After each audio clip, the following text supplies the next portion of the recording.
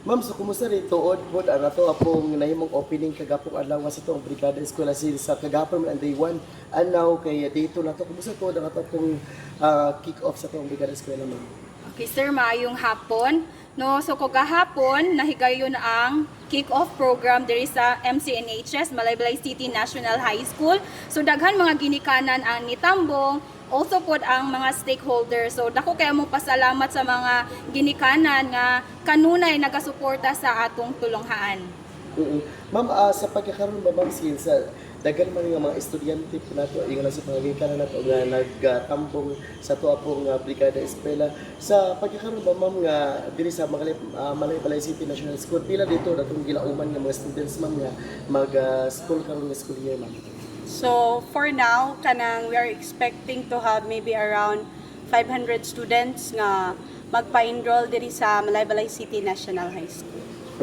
Ma'am, sa ato pong nagpadayon nga brigada sa pagkaroon usa dito ang angayan nato nga kini pang limpiyuhan nato ma'am kay since kini man gud kini siya kabayanihan magud siya tinabanga siya sa atong mga estudyante sa ato akong mga ginikanan ingon sa atong mga teachers unsa ba angayan gid tutukan sa ato ang eskwelahan sa pagkaroon ma'am?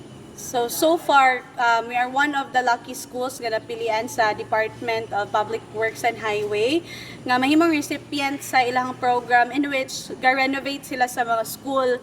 So for now, wala mi problema sa ato ang maintenance and renovation sa atong classrooms, pero nag-focus mi sa ato ang ground, sa atong mga fences, sa pagid ma'am. Sa ato pong gulayan sa paaralan ug herbal garden. So mo gina among priority karon sa Brigada Eskwela 2026. Ma'am, so gawas ko kung akili mga ginikanan nato nga magbrigada mga stakeholder nato nga moanhi diri ma'am nga gustong magtabang para malipyuhan ang ato apong eskwelahan unsa nga particular nga mga angayan nila pagtrabahoon ma'am kung moanhi sila ma'am? So, first, among encourage ato mga ginikanan nga if they will join the brigada, magdala sila og mga cleaning tools, labi na ng mga bolo or mga kanang pang Silhig. silhig. Kay usually ang among trabaho is kuan og mga sagbot sa atong herbal garden o sa atong gulayan. So far mura man na siya ang medyo heavy nga trabaho when it comes sa brigada. Kay sa amo ang ground, ginapamawer man ni siya sa among school. Alright, ma'am, so since karon ma'am nga ating balik na maging ang klase nato sa sunod semana, so isip usa ka kining teachers ma'am diri sa ato sa Malaybalay City National High School. So kumusta dito po ang ato apong palumpig ma'am? So far sa amo yun ang number one concern ang water supply. Siguro dili lang sa among school but also sa tibuok Malaybalay and everyone is aware about that. So isa gyapon na sa problem namo nga wala mi maayong supply sa tubig in which dako siya nga problem kay ang among mga estudyante maglisod sila og gamit sa among restrooms kay wala may tubig. So mo gina among primary concern, sir. So far sa pagkakaroon ma'am katong kay pila naman ni katuig nga kapag magita sa krisis sa tubig usa ang usually ginagawa sa itong school ma'am para in an aid lang sa pagkakuha sa tubig? Naman po may ginatawag nga rain collector sir. So magkuan lang mi, no, agad lang gid mi sa rain collector. So kung walay ulan, wa pud may tubig. So Wala po tabay diri ma'am. wala. Kay pasalamat pud mi sa DPWH again kay gibuhatan pud mi nag-donate sila sa amo og tangke para mabutangan na mo water during sa ulan. Pero naman po to sometimes po sir nga ginapadala sa mga teachers ang mga bata og tubig kay kung walay ulan o kato na padala sila og tubig gikan sa ilahang mga panimalay.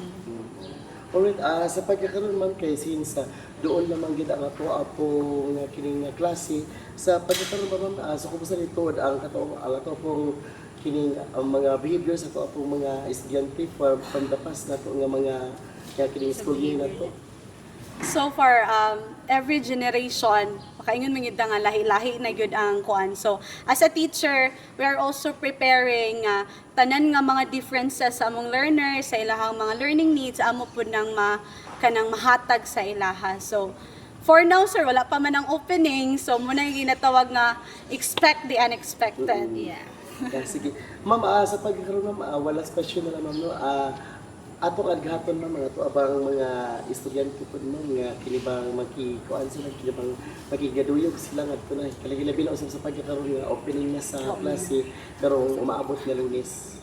Okay, so sa ang mga ginikanan, sa to mga stakeholders, labi na po sa to ang mga pinalangga nga mga students, we encourage you all to join our Brigada Eskwela 2026. Kay dili lang ni para sa eskwelahan, kundi para ni sa ato ang mga estudyante nga physically maanda mga ato ang school, because kung physically prepared ta, mo follow na gina mentally, emotionally nga prepared ta sa opening sa ato ang klase. Ma'am, basin na po ko'y pangutana. Karang basin na po mo ikuan ma'am nga kanang gusto ni pasibya ma'am or kanang ganisa. Ako ipasibya. Wala naman, sir. Kana lang encourage lang namo nga kung napay mga ginikanan nga wala pa naka-brigada, anhi na karon or ugma kay aron na matrabaho na ang dapat matrabaho. Then mag-announce po mi, sir, nga this coming Thursday, wala mi enrollment kay wala diri ang mga teachers because we will have a convergence nga meeting together with our schools division superintendent. So magtaman lang mi sa Wednesday Tomorrow. and then we will resume on Friday. Ma'am, sugawas day nga brigada siya ma'am enrollment kit siya. Yes, sir. Sige, So ma'am. bali requirements siya. Requirements siya. Sige ma'am, salamat kayo ma'am. Ug maayong hapon.